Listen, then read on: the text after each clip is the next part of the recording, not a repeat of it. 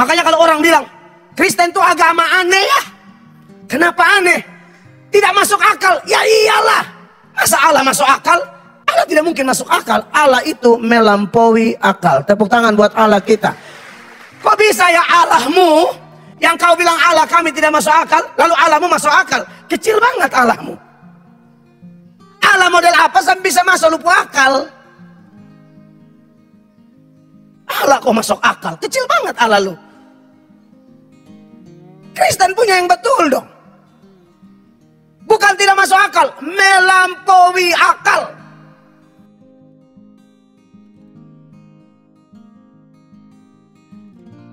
Hari ini kita akan menyoroti tema baru dan pembacaannya terpilih dari Efesus 4 ayat 17 sampai ayat 20. Efesus 4 ayat 17 sampai ayat 20. Perhatikan ayat-ayat ini. Kita akan baca berbalas-balasan. Saya lebih dahulu. Sebab itu kukatakan dan kutegaskan ini kepadamu di dalam Tuhan. Jangan hidup lagi sama seperti orang-orang yang tidak mengenal Allah dengan pikirannya yang sia-sia. 18. Dan pengertiannya yang gelap, jauh dari hidup persekutuan dengan Allah, karena kebodohan yang ada di dalam mereka, dan karena kedegilan hati mereka. Perasaan mereka telah tumpul sehingga mereka menyerahkan diri kepada hawa nafsu, dan mengerjakan dengan serakah segala macam kecemaran. 20. Tetapi kamu bukan demikian, kamu telah belajar mengenal Kristus. Saudara-saudara, tema kita adalah Knowing Jesus Deeper. Mengenal Yesus lebih dalam lagi. Knowing Jesus Deeper.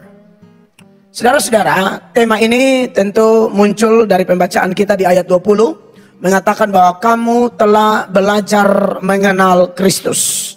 Mengenal Kristus itu harus terus menerus seumur hidup. Makanya Paulus pakai kata belajar. Belajar itu tidak ada kata berhenti. Apalagi dalam urusan pengenalan akan Tuhan. Jadi saudara-saudara, setelah kita didorong dengan khotbah 4 minggu di bawah tema diselamatkan untuk bekerja bagi Tuhan, maka kita diperlengkapi lagi oleh Tuhan dengan tema ini supaya benar-benar kita lebih kuat, ya, lebih berakar dan bertumbuh. Karena tanpa berakar dengan baik, orang tidak bisa bertumbuh dengan baik, ya, khususnya bagi kita yang sudah menerima Yesus sebagai Tuhan dan Juru Selamat. Di bagian yang lain, Kolose pasal 2 ayat 6, Rasul Paulus bilang begini, kamu telah menerima Kristus Yesus, Tuhan kita. Karena itu, hendaklah hidupmu tetap di dalam Dia. 7, hendaklah kamu berakar di dalam Dia dan dibangun di atas Dia. Hendaklah kamu bertambah teguh dalam iman yang telah diajarkan kepadamu, dan hendaklah hatimu melimpah dengan syukur. Jadi memang dalam urusan mengenal Kristus itu harus terus menerus, saudara-saudara, ya. Dan Tuhan yang mau kita mengenal Dia terus menerus, setiap hari, setiap waktu, setiap jam. Lagu Kidung Jemaat bilang, ya Tuhan tiap jam ku memerlukanmu. Ya itu benar. Engkaulah yang memberi sejahtera penuh setiap jam, ya Tuhan, di Kau ku perlukan, ku datang Juru Selamat, berkatilah. Jadi untuk mengenal Tuhan itu setiap jam, bahkan setiap detik, bahkan setiap helaan nafas kita, kita harus knowing Jesus deeper. Mengenal Yesus lebih dalam lagi, ya. Dan menarik bahwa ketika kita diminta mengenal Yesus, seperti yang tercatat dalam nats pembuka di Efesus 4 ayat 20 tadi, yang secara eksplisit mengatakan, tetapi kamu bukan demikian. Kamu tidak seperti orang-orang yang tidak mengenal Allah. Kamu beda. Kamu sudah terima Yesus. Kamu telah belajar mengenal Kristus. Dan menariknya adalah, belajar mengenal Kristus itu tentu salah satu yang terpenting adalah belajar dari kitab suci, mendengar pengajaran-pengajaran yang sentralnya adalah Yesus Kristus. Makanya di ayat 21 dari Efesus 4 ini bilang begini, karena kamu telah mendengar tentang Dia dan menerima pengajaran di dalam Dia menurut kebenaran yang nyata dalam Yesus. Memang mengenal Tuhan bukan hanya melalui pengajaran. Mengenal Tuhan bisa melalui problema-problema kehidupan kita, keadaan sekitar kita. Itu bisa kita mengenal Tuhan. Ya, orang tidak banyak diajar juga, tapi waktu dia sakit didoakan sembuh. Waduh, dia ingat satu nama. Karena pendeta atau tim doa atau siapapun orang Kristen yang doa untuk dia dengan lantang penuh iman berkata dalam nama Yesus sembuh, lalu sembuh misalnya. Nah, berarti yang paling menonjol di situ adalah pelayanan doa seperti itu karena dia sakit, dan kami banyak melayani orang seperti itu, ya. Dan memang kelihatannya ya, saya lihat kalau untuk urusan yang begitu, biasanya orang yang baru-baru bertobat atau orang kafir, Tuhan masih mau tuh kerjakan kesembuhan, mujizat. Tapi buat kita yang setua di gereja, untuk apa itu mujizat? Harusnya kita tanpa mujizat itu dengan belajar harusnya tambah kenal dia. Ya, Allah memperlakukan kita seperti kebanyakan kita orang tua memperlakukan anak-anak kita. Kalau masih kecil dia minta apa, menangis, merengek, orang Kupang bilang baiu batar, kata seseorang supaya dia diam. Karena masih kecil, gendong puku-puku di pantai, ya toh? 20 sama mau gendong puku di pantai, buru dan kayu. Ya. Lu sudah gendong, lu tua begini dalam Tuhan, masih minta yang kayak dulu-dulu. Makanya dulu tuh saya ingat tuh saya bertobat awal-awal, orang sakit semua mati, beta doa bangkit, sembuh seketika itu. Seketika itu sembuh. Kami dan tim PKKR, saya suruh anak-anak muda dong, kita doa puasa persiapan di Atambua. Saya tidak turun jamaah, saya dari panggung, saya tim yang piko jamaah. Yang sembuh maju bersaksi, ada 15 tahun buta di situ, sembuh saat itu. Sembuh. Ini kita semua baru-baru, masih menyala, hangat-hangat. Sekarang kita doa, tanya, kan mana? Sudah Bapak. Sembuh, mati. Maksudnya, saya tidak anti mujizat, tapi saya lihat cara kerja Tuhan. Kalau yang masih kafir-kafir mungkin melakukan mujizat, iya. Tapi kita kan bukan kafir lagi. Kita mempercayai anugerah terbesar, karya terbesar adalah Allah telah memberikan Yesus bagi kita. Amin. Dan mujizat terbesar itu adalah kebangkitan Yesus dari antara orang mati, mengalahkan maut sampai bumi bergoncang. Itu mujizat paling hebat dibanding orang mati bangkit, buta melihat, itu lebih hebat. Tetapi saudara-saudara, terlepas dari itu semua, karena kita mayoritas Kristen ya, kecuali ada Anda yang baru-baru di sini, ya bisalah Tuhan bisa mengerjakan mujizat. Apakah yang lama Tuhan tidak bisa mengerjakan mujizat? Pasti masih bisa dong. Tetapi kebanyakan Tuhan tidak mau meninabobokan kita untuk memanjakan kita dengan hal-hal yang selalu spektakuler. Tidak. Di usia rohani yang bertambah, Allah mau kita dibentuk, diproses, tambah dewasa, tambah kuat. Ya, makanya untuk orang level-level sudah iman kuat, Allah minta dia, ayo belajar dari firman. Ya, saudara jangan menjadi orang yang tidak dewasa, yang minta-minta mujizat terus, lama-lama itu bisa mengalami kemunduran. Saya sudah omong ulang-ulang di sini, bangsa yang paling banyak lihat mujizat di bawah kolong langit ini, itu Israel. Mujizatnya dahsyat semua. 10 tula, itu mujizat. Sungai Nil jadi darah, katak, nyamuk, itu mujizat itu. Di mata kepala mereka sendiri Tuhan membela laut Kulsum. Sampai mereka jalan seperti jalan di tanah kering. Tiang awan, pas panas tiang awan. Ya, pas malam dingin tiang api. Kepingin makan roti, roti turun dari sorga. Kalau saudara pernah makan roti terkenal, ya, atau roti buatan istri, ini yang buat, curiga malaikat yang buat. Itu roti bisa turun, hujan roti, saudara-saudara. Mana ada bangsa pernah lihat hujan roti dari langit? Ya, karena mereka mungkin kebutuhan pokok itu kan roti, ikan, telur. Itu orang Yahudi itu. Ya saudara ke Israel nanti sudah lihat. Sarapan pagi itu telur, roti itu wajib. Kalau di setiap hotel di Israel. Ya. Minta makan daging, tahu burung puyuh terbang saat mal unuk dari mana hingga di tenda-tenda. Tangkap saja, tangkap. Kelola, bumbu atur sendiri-sendiri sudah. Ya, asal makan tahu diri, rakus nanti muntah. Apa yang tidak ada Israel itu? Mujizat-mujizat peperangan, Amalek tumbang, segala macam tumbang di mata mereka. Bangsa-bangsa yang kuat militernya hancur di depan mereka. Tapi apakah mereka bertobat? Tidak. Yang lihat mujizat semua itu yang Tuhan kasih mati di padang gurun tuh. Itu yang generasi Musa. Musa aja tidak masuk tanah Kanaan, walaupun Musa masuk surga. Musa tidak masuk tanah Kanaan. Generasi Yosua lah yang masuk tanah Kanaan. Yang lihat-lihat mujizat tidak bertobat, terlalu manja. Lihat mujizat menyala, dengar firman loyo.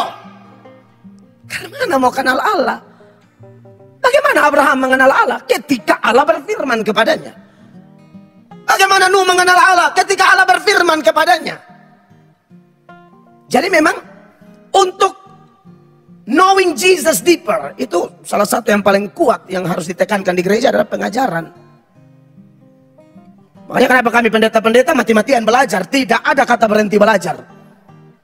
Charles Haddon Spurgeon, dia mengatakan, pendeta yang berhenti belajar, sebenarnya dia sedang memposisikan diri sebagai orang yang berhenti jadi pengajar. Pengajar yang baik adalah murid yang baik. Guru yang baik adalah murid yang baik. Bukan hanya menang ajar. Dia tuh tanpa orang lihat, dia duduk di kaki Tuhan, dia belajar. Kayak sekarang nih, buku-buku tafsiran banyak. Internet bebas, lu mau klik siapa nih? Matthew Henry ada di sini. Lu mau klik siapa? Barclay. Lu mau klik siapa? John Wycliffe, Calvin. Siapapun ada di sini. Jonathan Edward atau semua teolog-teolog ternama ada. Hanya malas aja, makanya tidak ada ilmu. Jangan sampai orang yang non teologi lebih pintar dari kita, karena mereka lebih suka belajar. Sekarang sangat terbuka dunia. Jadi kalau ada pendeta dan dia tidak pintar, menurut saya bukan dia tidak pintar, dia malas. Dia malas. Dia mau kegiatan terus. Kegiatan gampang. Belajar dulu, belajar. Karena orang yang berhenti belajar, dia berhenti jadi pengajar. Nah, menarik Bapak Ibu jemaat yang diberkati oleh Tuhan Yesus Kristus. Jadi memang mengajar itu penting ya. Makanya Paulus bilang begini sama Timotius. Dalam 2 Timotius pasal 3 mulai ayat 14. Rasul Paulus bilang begini. Tetapi hendaklah engkau tetap berpegang kepada kebenaran yang telah engkau terima dan engkau yakini, dengan selalu mengingat orang yang telah mengajarkannya kepadamu. 15, jemaat baca, 2, 3. Ingatlah juga bahwa dari kecil engkau sudah mengenal kitab suci yang dapat memberi hikmat kepadamu dan menuntun engkau kepada keselamatan oleh iman kepada Kristus Yesus. Iya, itu jelas-jelas itu. Kitab suci, Alkitab. Ingatlah juga bahwa dari kecil engkau sudah mengenal kitab suci yang dapat memberi hikmat kepadamu dan menuntun engkau kepada keselamatan oleh iman kepada Yesus Kristus. Lalu di ayat 16-nya secara detail dia kasih tahu apa sih manfaat kitab suci. 16 bilang begini, segala tulisan ini yang diilhamkan Allah dari Kejadian sampai Wahyu ini, manfaatnya apa? Yang pertama mengajar. Ya, mengajar itu motivasi orang belajar. Yang pertama mengajar tentang apa? Pribadinya, kehendaknya, karakternya, teladan-teladannya. Makanya saudara, puji Tuhan, kita di gereja Tuhan di tempat ini dari 2 jam ibadah, waktu terbanyak tuh khotbah. Waktu terbanyak harus khotbah. Kalau mau pujian lama, bikin konser ulang. Gampang, ada di tanpa. Kalau terlalu banyak menyanyi di sini, konser bosan. Tapi sedikit-sedikit itu pas di konser tuh itu udah meledak semua itu mereka bisa tahan lama. Nah, di gereja terlalu banyak khotbah, nah, ya memang harus. Gereja harus banyak khotbah, mau banyak menyanyi bikin konser. Buktinya konser kemarin kan dikasih pesan berapa menit? Saya Ibu Lede 10. Ibu Lede sebelum benar Imam tuh bilang 10 Bapak siap. 10. Mesti ikut, oh panitia ngomong apa kita ikut. Kita suka percaya mereka ya kita harus taat. 10 Bapak, 10 betul-betul tung tang. Cukup. Nah tapi kalau di sini jangan ada yang kusuk-kusuk beta 10 Bapak. Ini bukan konser ya.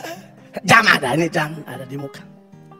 Nah saudara-saudara, menarik bahwa ketika kita bahas tentang knowing Jesus deeper, mengenal Yesus lebih dalam lagi, kita betul-betul diberikan oleh Tuhan satu gairah, ya, satu passion untuk betul-betul kita mau mengenal dia lebih dalam lagi. Nah saudara-saudara, ini adalah tema yang penting. Dan saya menyiapkan 2 bagian, karena hari ini kita perjamuan kudus. Saya tidak akan sampaikan lama-lama. Saya catat 2 hal di sini berkaitan dengan tema kita di pertemuan yang pertama ini. Saya catat yang pertama, kenapa topik ini begitu penting bagi saya dan Bapak Ibu terkasih. Saya catat manusia itu pasti binasa karena tidak mengenal Allah. Itu masalahnya. Jadi kenapa kita harus mengenal? Dan mengenalnya tema kita jelas, mengenal Yesus. Tapi kenapa poin kita bilang kita binasa kalau tidak mengenal Allah? Kristen percaya Yesus Allah, tapi orang lain tidak percaya. Ya, itu urusan mereka. Ya, Yesus bilang tidak percaya pasti masuk neraka, percaya pasti masuk surga. Omong tak usah terputar-terputar, strike to the point.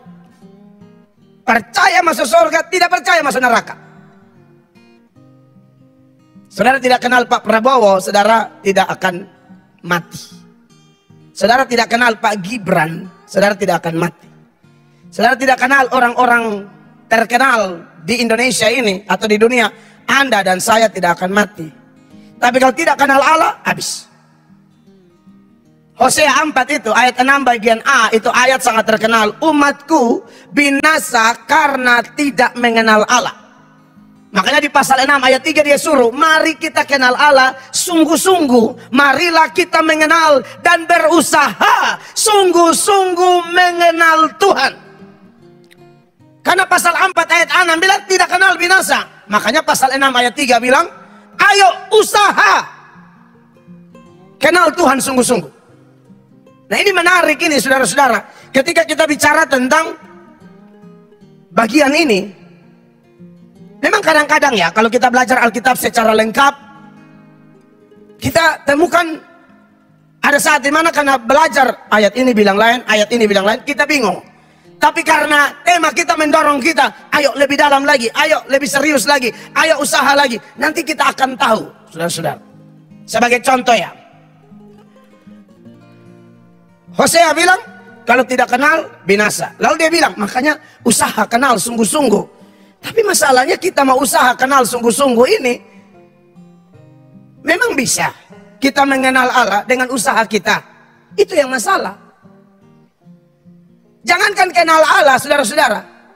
Kenal sesama, saya memahami pasangan hidup saya, istri atau suami. Itu kan tidak gampang. Suami ini, istri, pacaran dari SMA, sama saja. Ada lain bilang, kata sudah dari SMP, Bang. Wow, bosan. Oke. Tapi ada orang yang sudah nikah bertahun-tahun, pas pasangannya meninggal, saya pernah nonton. Di samping petinya dia kasih sambutan, istri kasih sambutan, dia bilang, sampai dia sudah tutup usia begini, masih ada hal tersembunyi dalam dia yang saya tidak tahu. Anda bayangkan, Pak tua masih sembunyi apa? Hanya Tuhan yang tahu. Tua bilang, sampai di seluruh mayat nih, jenazah nih, ada hal yang tersembunyi di dalamnya yang aku tidak tahu. Anda lihat itu suami sama istri. Makanya kan tingkat pengetahuan orang itu, manusia kepada sesuatu itu kan tahapnya mulai dari barang, orang, baru Allah. Kalau barang aja, contoh, untuk memahami mikrofon ini harus belajar ini. Harus tanya Pak Dun. Orang-orang yang mengerti dong, expert di situ. Ya sudah tahu dong kan, mic bagus begini, angka laptop pak, full di dalam pica, ini mic belasan juta. Son bisa begitu, tes mic itu nanti ini yang soundman doi aja sah, hanya begini sah, atau gitu sah, bukan baik pica di dalam, son tambah doi letiti lagi. Ini contoh tentang barang atau minimal garu gitu. Nah, jadi tahu bukan puku. Saudari pengetahuan ya, supaya kalau Anda bisa sambutan di kumpul keluarga, jam mulai, tang. Saudara, memang betul, soundman itu saudara bayar, dia menangis di belakang. Unti tidak pukul sini, aduh. Salah, jangan toki mic. Bikin saya, cek, 1, omong saya. Jangan terlalu banyak, omong saya. Iya kan, barang saya. Handphone itu harus otak-atik baru tahu. Motor. Makanan tertentu, sapo tahu, itu mesti tahu. Bukan lu angkat tahu dulu, sapo-sapo pun. Itu ada caranya. Asli itu tingkat yang berikut itu memahami sesama. Itu saya sudah apalagi memahami Allah. Nah ini ada, ayo kenal Allah. Nah kenal bagaimana? Sejumlah data mengatakan untuk kenal dia itu susahnya luar biasa. Ayub 36 ayat 26 itu ayat bilang begini saudara-saudara. Sesungguhnya Allah itu besar, tidak tercapai oleh pengetahuan kita. Nah, tidak kenal Allah binasa. Suruh kenal Allah dengan usaha. Tapi mau kenal dia, ini ayat bilang dia tidak bisa dijangkau dengan pengetahuanmu. Belajar sound system cepat mungkin kalau tekun. Belajar bahasa Inggris tekun jadi. Nah, kalau ini ciptaan, belajar tentang pencipta. Yang terbatas, belajar tentang yang tak terbatas. Makanya kalau orang bilang Kristen itu agama aneh ya. Kenapa aneh? Tidak masuk akal. Ya iyalah. Masa Allah masuk akal? Allah tidak mungkin masuk akal. Allah itu melampaui akal. Tepuk tangan buat Allah kita. Kok bisa ya Allahmu, yang kau bilang Allah kami tidak masuk akal, lalu Allahmu masuk akal? Kecil banget Allahmu. Allah model apa sampai bisa masuk lupa akal? Allah kok masuk akal? Kecil banget Allah lu. Kristen punya yang betul dong. Bukan tidak masuk akal, melampaui akal. Ada yang rasional, kalau yang ini namanya supra rasional. Jadi, lihat nih, sungguh Allah itu besar, tidak tercapai oleh pengetahuan kita. Ayat 37, ayat 23, dikatakan demikian. Yang maha kuasa, yang tidak dapat kita pahami. Hah, apa coba? Tapi kalau tidak kenal dia binasa. Mau kenal dia, susahnya minta ampun. Yang maha kuasa, yang tidak dapat kita pahami. Makanya di Ayub sebelumnya, Ayub 11 itu, ayat 7. Dia bilang begini. Dapatkah engkau memahami hakikat Allah, menyelami batas-batas kekuasaan yang maha kuasa? Ini pertanyaan interrogatif. Jawabannya pasti tidak. Tidak mungkin kamu bisa. Terus? Tingginya seperti langit, apa yang dapat kau lakukan? Dalamnya melebihi dunia orang mati, apa yang dapat kau ketahui? Terus? Lebih panjang daripada bumi ukurannya, dan lebih luas daripada samudra. Iya. Saudara-saudara, bisakah kita mengenal Allah dengan usaha kita? Tidak bisa. Tidak bisa. Dan orang yang menyadari ini, dia akan sadar seperti Bapak Abraham sadar. Tuhan mau tunggang balikan Sodom dan Gomora. Ponakannya sama keluarganya ada di sana, Lot. Abraham doa lobi-lobi nih. Minta Tuhan tolong dulu supaya jangan sampai ini ditunggang balikan, serta ada 50 di sana. Tuhan bilang kalau ada 50 masa saya tunggang balikan? Tidak ada. Turun sampai 10 pun tidak ada, hanya ada 4 orang. Tuhan bilang harus ancur. Itu sekaligus mengingatkan kita, Kupang ini belum ancur karena ada sejumlah orang benar. Tanda sep mulut. Kalau tidak ada orang benar di sini, habis ini kota.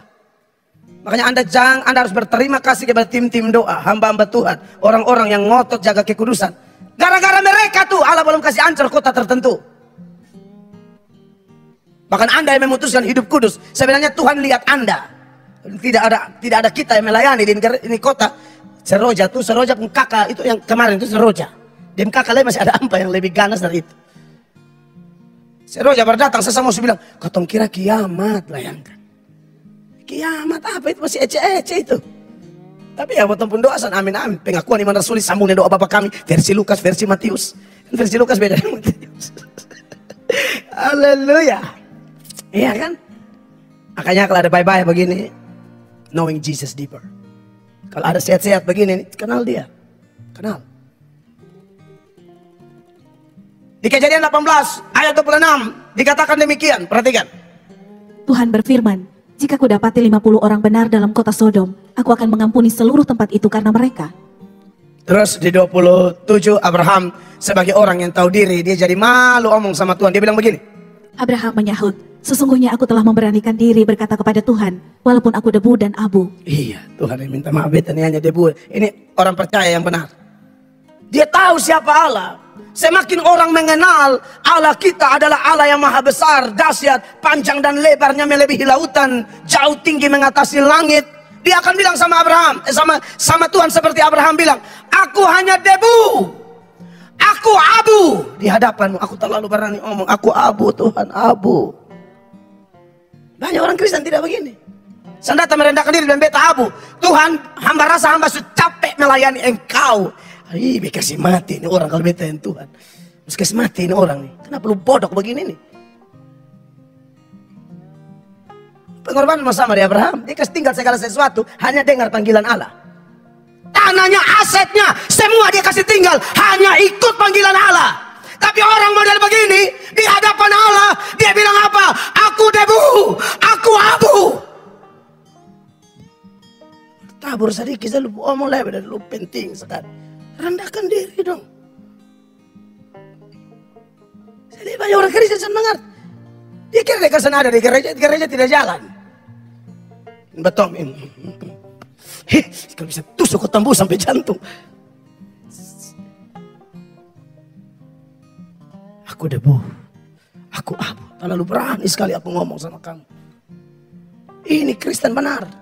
Ini bapak segala orang percaya.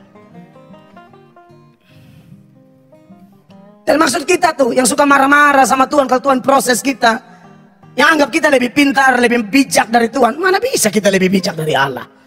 Tidak mungkin. Makanya Roma pasal 11 itu ayat 33, 34. Itu ayat bilang apa saudara-saudara?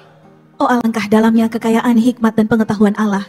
Sungguh tak terselidiki keputusan-keputusannya, dan sungguh tak terselami jalan-jalannya. Menurut kita, wah ini tidak baik, tidak benar. Jangan sampai itu tuh yang terbaik yang Allah sedang buat. Jangan marah-marah. Bilang sama Ayub, bilang seperti Ayub bilang, maksud saya, terpujilah Tuhan, Tuhan yang memberi, Tuhan yang mengambil. Dia Allah tidak pernah salah. Kita punya otak yang besar ke Bapak, itu dia yang buat. Bagaimana saudara bisa lebih pintar dari pembuat otak?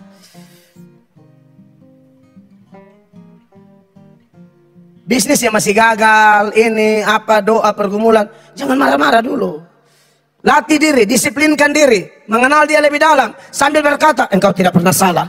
Hamba sebenarnya agak marah, tapi hamba yang salah Tuhan. Ampun, ampun, ampun. Harus omong begitu. Mana bisa kita lebih benar dari Allah?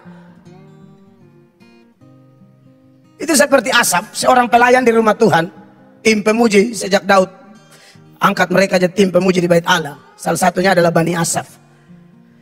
Asaf itu melayani. Terus lihat orang-orang yang tidak melayani kok lebih makmur, lebih enak secara materi, secara lahiriah. Mereka tidak sakit, mereka selalu sehat, mereka punya uang tambah, harta tambah, aset tambah. Tapi kami kok pelayanan begini-begini terus. Sampai akhirnya Asaf bosan. Asaf bilang begini di Mazmur pasal 73 mulai ayat 13. Asaf bilang begini, saudara-saudara, sia-sia sama sekali aku mempertahankan hati yang bersih dan membasuh tanganku tanda tak bersalah. Karena Asaf bilang, kita nih sudah berusaha hidup ikut Taurat, ikut firman, ikut arahan nabi-nabi, arahan tulisan-tulisan kudus yang adalah firman Allah. Tapi kami kok masalah satu belum habis, satu sudah datang. Satu belum habis, dua sudah antri. Dua belum habis, 10 sudah antri. Kenapa begini? Sia-sia. Nah, kita seringkali begitu, tidak ada yang sia-sia Bapak Ibu. Kita yang terlalu emosi, kita yang tidak bisa tenang, kita yang tidak punya komitmen knowing Jesus deeper, dan akhirnya kita marah-marah sembarang. 14 Asaf bilang begini, namun sepanjang hari aku kena tulah dan kena hukum setiap pagi. 15 seandainya aku mau berkata-kata seperti itu, maka sesungguhnya aku telah berkhianat kepada angkatan anak-anakmu. 16 jemaat 23. Tetapi ketika aku bermaksud untuk mengetahuinya, hal itu menjadi kesulitan di mataku. Dia bingung. Ya iyalah. Sampai akhirnya dia masuk di hadirat Allah, ayat 17. Sampai aku masuk ke dalam tempat kudus Allah dan memperhatikan kesudahan mereka. Iya, jadi kalau begitu lebih baik cepat cari hadirat Allah. Cari persekutuan, cari khotbah-khotbah yang membangun. Saudara akan kuat. Bahkan saudara akan tahu, Anda yang lebih pintar atau Tuhan Allah lebih pintar. Akhirnya Asaf sampai kepada kesimpulan. Setelah masuk hadirat Allah, lihat semua yang Tuhan buat, dia langsung buat kesimpulan. Ternyata aku dungu. Ini bukan kayak Rocky Gerung omong, itu mungkin beda versi. Ini versi Asaf. Ternyata beta nih dungu. Bukan cuma dungu deh, asa bilang, di hadapanmu beta ke binatang, hewan. 22 sama-sama baca, 1, 2, 3. Aku dungu dan tidak mengerti, seperti hewan aku di dekatmu. Itu pasti. Kau tidak mungkin lebih bijak dari Tuhan Allah. Jadi kalau ada pergumulan ini itu, jangan mengomel-mengomel Bapak Ibu. Pulang sebentar pas belum tutup mengambil perjamuan, minta ampun kalau pernah salah mengerti dengan Tuhan Allah. Kita tidak mungkin lebih bijak dari dia. Tidak mungkin. Percayalah, tidak mungkin. Justru dengan memahami ajaran seperti ini, dan memang faktanya arah firman seperti itu, Anda dan saya akan lebih banyak bersyukur. Yang dulunya mungkin lebih banyak bersungut-sungut, ngomel-ngomel, comel-comel, dengar ayat-ayat begini, wah, ternyata memang tidak mungkin kita lebih bijak dari Tuhan. Aku dungu dan tidak mengerti, seperti hewan aku di dekatmu. Tidak ada yang bisa kita sombongkan Bapak Ibu, kita banggakan, tidak bisa. Tidak ada.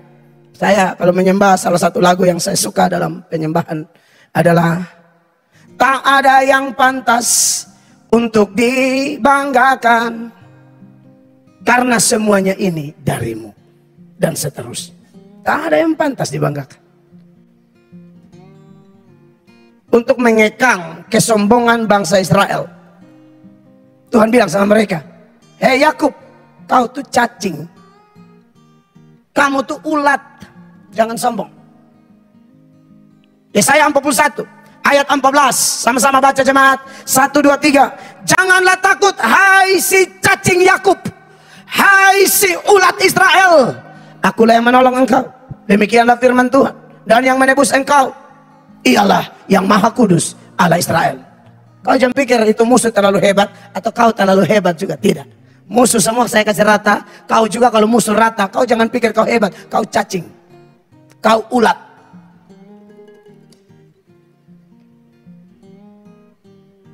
Saya lupa ayatnya di mana. Bahkan ada yang masa di hadirat Tuhan, dia bilang, Tuhan, siapakah hamba pada hamba di hadirat Tuhan? Bukan dia omong dengan Tuhan, dia setelah dengar firman Tuhan, Tuhan mengangkat dia, dia bilang, siapakah aku? Padahal aku cuma anjing mati. Kalau tidak salah Hazael, ya, Raja Aram, ketika dengar berita dari Elisa. Jadi Bapak Ibu, maksud saya begini, ternyata kalau dengan kekuatan Anda dan saya, dengan semua data-data ini, rasanya sulit ya kita mengenal Allah dengan kekuatan kita. Jadi ketika Abraham bilang aku debu, Asaf bilang aku dungu seperti hewan, Tuhan bilang Israel kau cacing, kau ulat. Semua ini adalah firman.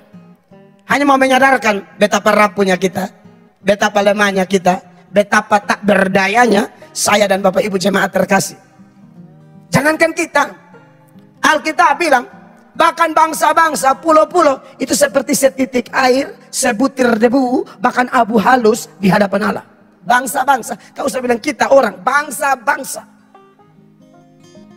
Yesaya 40 ayat 15 Tuhan berfirman demikian, baca sama-sama jemaat.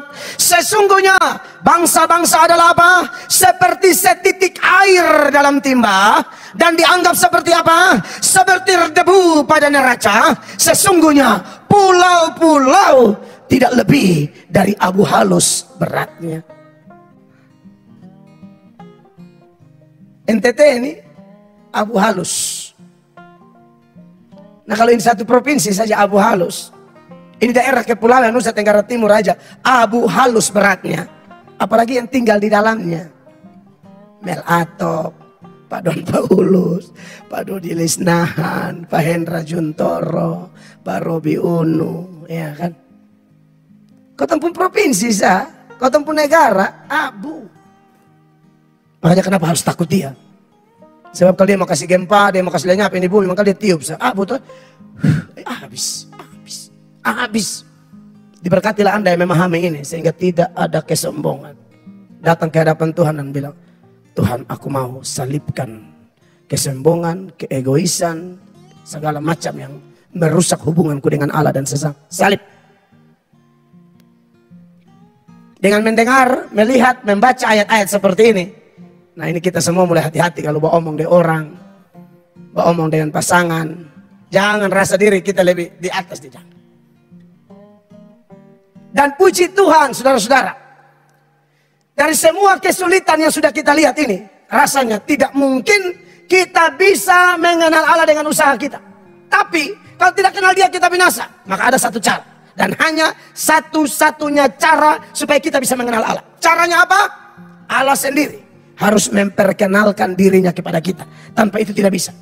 Allah memperkenalkan dirinya kepada kita melalui siapa? Cuma satu pribadi, yaitu Yesus. Itu yang menjadi inti tema kita, mengenal Yesus lebih dalam. Karena satu-satunya cara yang Allah beri kepada kita, karena Allah tahu betapa sulitnya saya dan saudara, bahkan semua keturunan Adam dan Hawa, untuk mengenal Dia dengan kekuatan kita sendiri. Tidak mungkin. Maka Allah mengaruniakan anaknya yang tunggal kepada kita. Amin. Makanya dalam Yohanes 1 ayat 18, itu ayat bilang begini saudara-saudara. Tidak seorang pun yang pernah melihat Allah. Tidak ada. Tetapi anak tunggal Allah yang ada di pangkuan Bapa, Dialah yang menyatakannya. Siapa yang menyatakan Bapa kepada kita? Yesus Kristus. Makanya dia bilang, akulah jalan dan kebenaran dan hidup. Tidak ada seorang pun dapat datang kepada Bapa kalau tidak melalui aku. Satu-satunya cara kita mengenal Allah adalah melalui Yesus. Itu yang cara yang Allah berikan. Karena Allah tahu kita semua tidak bisa. Kita harus mengenal Yesus, terima Yesus, terus menerus mengenal Dia. Maka Allah yang kelihatan sulit, besar, wakbar, transenden di sana, kita bisa mengenal Dia dengan begitu mudah di kamar doa kita, di rumah kita, kepala keluarga, pimpin, istri, anak, setiap malam doa. Allah yang maha besar hadir di situ. Bahkan luar biasanya Allah yang maha besar itu, yang kita kenal dalam Yesus, Dia ketok pintu hati kita. Kalau kita buka, Dia masuk ke dalam kita. Dia masuk ke dalam kita. Waktu Salomo selesai bikin bait Allah, Salomo berdoa, tidak mungkin bait Allah ini mampu menampung Allah. Tidak mungkin. Bahkan langit yang mengatasi segala langit pun tidak bisa muat Allah. 1 Raja-Raja 8 ayat 27. Ini penggalan doa Salomo setelah bait Allah rampung. Dia bilang begini, tetapi benarkah Allah hendak diam di atas bumi? Sesungguhnya langit, bahkan langit yang mengatasi segala langit pun tidak dapat memuat engkau, terlebih lagi rumah yang kudirikan ini. Jadi ternyata ada makna di balik pembangunan gereja, yang kalau bikin gereja besar begini. Makanya dulu awal panitia kita bangun ini gereja, saya bilang harus ada unsur klasik ya. Gereja harus kelihatan besar. Karena itu simbol kebesaran Allah sebenarnya. Tetapi sesungguhnya itu hanya simbol. Tidak mungkin gereja bisa muat Allah. Mau bangun gereja raksasa tidak bisa memuat Allah. Langit, bahkan langit segala langit pun tidak mampu memuat Allah. Apalagi cuma bait Allah, apalagi cuma gereja ini gereja itu, bangun dengan struktur luar biasa sampai plafon. Waduh, tidak bisa muat Allah. Tapi di dalam Yesus, ini luar biasa. Di dalam Yesus, waktu kita terima Dia, Alkitab berkata, kamu, aku, bait Allah. Tuhan di dalam kita. Beri tepuk tangan dulu ya meriah bagi Tuhan. Bagi yang tidak terima Yesus sulit, susah. Tapi yang terima Yesus, kita buka hati, dimeterikan dengan roh. Kamu bait Allah. Bait Allahnya Salomo tidak mampu memuat Allah. Tapi bait Allah ini, kitalah bait Allahnya Dia. Dia ada di dalam. Roh Kudus dimeterikan dalam diri kita. Makanya kenapa dalam teologi Kristen, betul Dia Allah yang nun jauh di sana. Dia transenden, tapi sekaligus imanen. Dia masuk di hidup kita. Kita orang-orang beruntung Bapak Ibu. Ini dapat ini lebih dari dapat yang lain. Dapat Roh Kudus. Bait Roh Kudus. Makanya kenapa dia bilang bait Roh Kudus? Tolong supaya dijaga. Jauhkan diri dari percabulan, persinahan, kenajisan, kekotoran. 1 Korintus pasal 6 ayat 18. Paulus bilang begini. Jauhkanlah dirimu dari percabulan. Setiap dosa lain yang dilakukan manusia terjadi di luar dirinya. Tetapi orang yang melakukan percabulan berdosa terhadap dirinya sendiri. Iya. 19. Atau tidak tahukah kamu bahwa tubuhmu adalah bait Roh Kudus yang diam di dalam kamu, Roh Kudus yang kamu peroleh dari Allah, dan bahwa kamu bukan milik kamu sendiri. Dalam diri kita itu ada Roh Kudus Bapak Ibu, ya. Hanya kalau kita mulai jauh dari Dia, kita rasa seperti Dia tidak ada. Bukan, Dia tidak, Dia tetap ada. Hanya kita yang memang mendukakan Dia. Tapi kalau kita bertobat, kita bangkit lagi, bangun hubungan intim dengan Tuhan, penuhi komitmen-komitmen kita, saudara akan rasa itu damai yang dulu Anda pernah rasa akan muncul kembali. Kalau tinggalkan Anda dan saya tidak pernah. Jadi Bapak Ibu terkasih yang diberkati oleh Tuhan Yesus. Puji Tuhan, kita bisa mengenal Allah seperti itu. Poin kedua, saya catat di sini saudara-saudara, ya, kenapa knowing Jesus deeper itu begitu penting, mengenal Yesus lebih dalam begitu penting.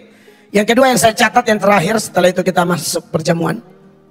Mengenal Yesus adalah fondasi dalam melakukan pelayanan yang benar. Dikaitkan dengan tema bulan lalu, kita mau bekerja buat Tuhan. Nah itu fondasinya harus Yesus, tidak boleh ada fondasi lain. Kepada para pelayan Kristus, Paulus bilang begini dalam 1 Korintus 3 ayat 11, sama-sama baca 1, 2, 3. Karena tidak ada seorang pun yang dapat meletakkan dasar lain daripada dasar yang telah diletakkan, yaitu siapa? Yesus Kristus. Jadi kalau melayani, dasarnya harus Yesus. Emang ada Pak orang melayani bukan dasar Yesus? Ada. Sudah begitu semangat lagi, giat, tapi tidak mengenal kebenaran. Amsal 19 ayat 2, firman Allah bilang begini saudara-saudara, tanpa pengetahuan kerajinan pun tidak baik. Orang yang tergesa-gesa akan salah langkah, ya. Semangat, rajin, mau kerja, mau pelayanan, mau terlibat. Tapi kalau tidak tanpa pengetahuan, repot. Petrus bilang begini dalam 2 Petrus pasal 1 ayat 5, Petrus bilang begini, justru karena itu kamu harus dengan sungguh-sungguh berusaha untuk menambahkan, tidak cukup beriman, menambahkan kepada imanmu kebajikan, dan kepada kebajikan pengetahuan. Karena tanpa pengetahuan kerajinan pun tidak baik. Orang kalau tidak mengenal Allah dengan baik, tapi semangat pelayanan, semangat jadi majelis, semangat jadi pendeta, semangat bantu parkir, semangat bantu konsumsi, semangat jadi panitia A, B, C, D, hari raya gerejawi, panitia Natal, segala macam. Tapi kalau tidak mengenal Yesus, sedih, kasihan. Semangat untuk giat bagi Allah harus dibarengi dengan pemahaman yang benar, pengenalan yang benar akan Kristus. Contoh, Paulus sampai doa, sedih, nangis-nangis untuk Israel. Dalam Roma 10 tuh, mulai ayat 1, Rasul Paulus bilang begini. Saudara-saudara, keinginan hatiku dan doaku kepada Tuhan ialah supaya mereka diselamatkan. Terus? Sebab aku dapat memberi kesaksian tentang mereka. Kenapa mereka? Bahwa mereka sungguh-sungguh giat untuk Allah, tetapi tanpa pengertian yang benar. Itu dia. Bapak Ibu, hanya sebenarnya kalau Bapak Ibu ikuti pengajaran di gereja ini sama ke sekolah teologi ya.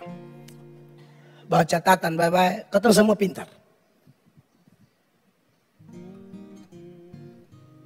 Karena kami mati-matian belajar supaya kami bisa mengajar dengan baik. Mereka giat, kata Paulus, bukan giat biasa, sungguh-sungguh giat. Untuk siapa? Untuk Allah. Pemahamannya bagaimana? Salah. Sama kayak orang bilang, oh saya melayani untuk selamat. Itu salah. Melayani itu karena sudah selamat. Bukan untuk, mana ada melayani untuk selamat. Siapa percaya Yesus selamat? Kalau percaya saat itu, mati saat itu, masuk surga saat itu. Tapi buktinya belum mati kan? Kalau kita pelayanan, sebagai bentuk apa? Hanya bentuk terima kasih.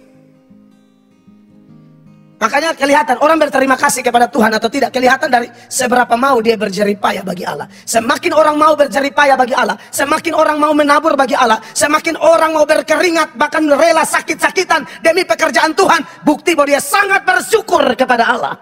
Dibuktikan dengan pelayanannya yang all out itu. Tidak tahu mau balas apa nah. Melayani sungguh-sungguh. Ini penting Bapak Ibu. Bahkan di kalangan murid-murid seperti saya sering contohkan, Filipus saja sudah ikut Tuhan begini lama, ibarat sudah Kristen, tapi tidak kenal Tuhan. Tuhan bilang, pokoknya kalau kalian kenal aku, kalian suka kenal Bapa. Yohanes 14 ayat 7. Tapi ini tahu Filipus yang perhatian di mana? Dia tanya ulang ayat 7 dulu. Kita pelan-pelan. Sekiranya kamu mengenal aku, pasti kamu juga mengenal Bapakku. Sekarang ini kamu mengenal dia dan kamu telah melihat dia. Ini sebenarnya clear. Tapi Om Ibu Filipus 8. Kata Filipus kepadanya, Tuhan, tunjukkanlah Bapa itu kepada kami, itu sudah cukup bagi kami. Ayat 9 Tuhan Ibu. Kata Yesus kepadanya, telah sekian lama aku bersama-sama kamu Filipus, Ya. namun engkau tidak mengenal aku. Ya. Barang siapa telah melihat aku, ia telah melihat Bapa. Bagaimana engkau berkata, tunjukkanlah Bapa itu kepada kami? Iya, jadi saudara-saudara, kalau kita mau kenal Allah harus melalui Yesus, tidak bisa tidak. Dan kalau kenal dia, pelayanan kita berhasil.